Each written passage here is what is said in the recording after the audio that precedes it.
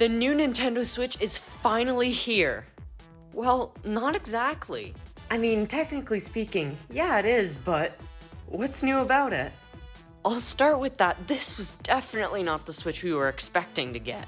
In my eyes, I thought the next Nintendo Switch would just be the same Switch with a few minor performance upgrades.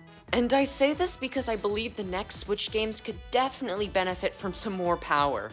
Which is a bit disappointing, of course, because some of these games definitely need that. And other game companies can bring their bigger titles to the Switch if it was a Switch Pro. And you can argue that, you know, the Switch is for more casual people, but why is it called Nintendo Switch, in parentheses, OLED model? Now, if you don't know what OLED is, I can't blame you. I don't think many people do know what it is, so it's a bit confusing why Nintendo would choose to call it OLED model, but simply to put it, OLED basically means the contrast and colors are more vibrant. It all looks nicer than LCD, which was on the previous Switch. The only problem that I can see with this OLED is that not all OLED is great. Sometimes they can have pretty bad viewing angles. And you might think that, oh, my phone is OLED and the screen on it is amazing. Well, there's a huge price difference in between that and the Switch. So for only $300, you're probably not getting the best screen ever.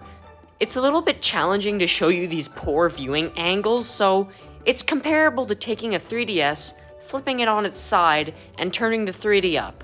So that's the screen. The screen is probably the selling point of the system. However, the stand. The stand is amazing. I love this new stand. The previous stand on the previous Switch was terrible. It was awful. It is still a little bit of a shame that the SD card slot placement is the exact same.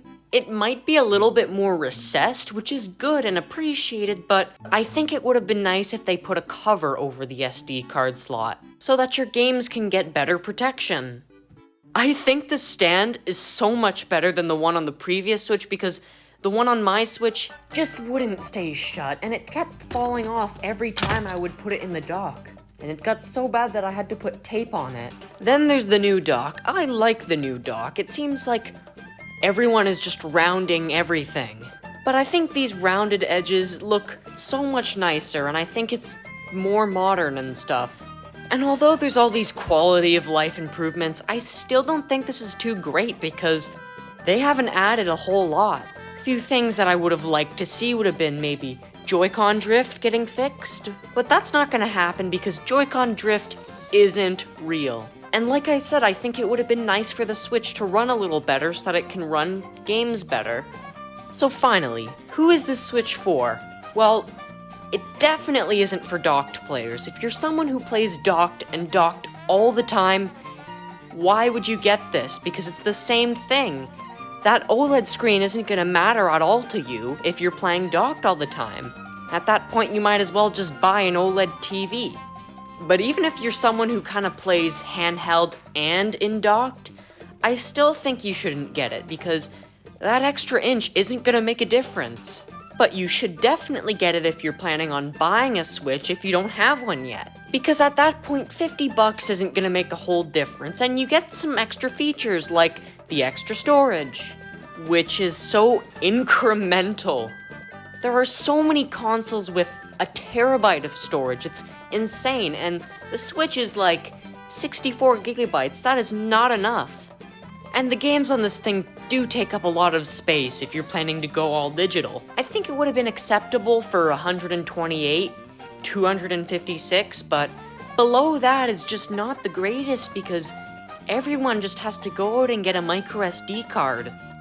The other reason for you to pick up a new Nintendo Switch is that if you have a Nintendo Switch V1, now there's a Nintendo Switch V1 and a Nintendo Switch V2. The Nintendo Switch V2 is a bit more recent, and it has better battery life than the Nintendo Switch V1. The older Switch had about 6 hours of playtime compared to the new Switch, which has about 9 hours of playtime. You can tell this because if your Switch came in a red box, it's most likely a V2, and if it came in a white box, then it's a V1. And people with the older Nintendo Switch could maybe profit from this extra battery life. However, I don't think that's enough to go out and spend $350 on a new Switch. I'd say if I were you, I would just wait for the next Switch, like the Switch 2.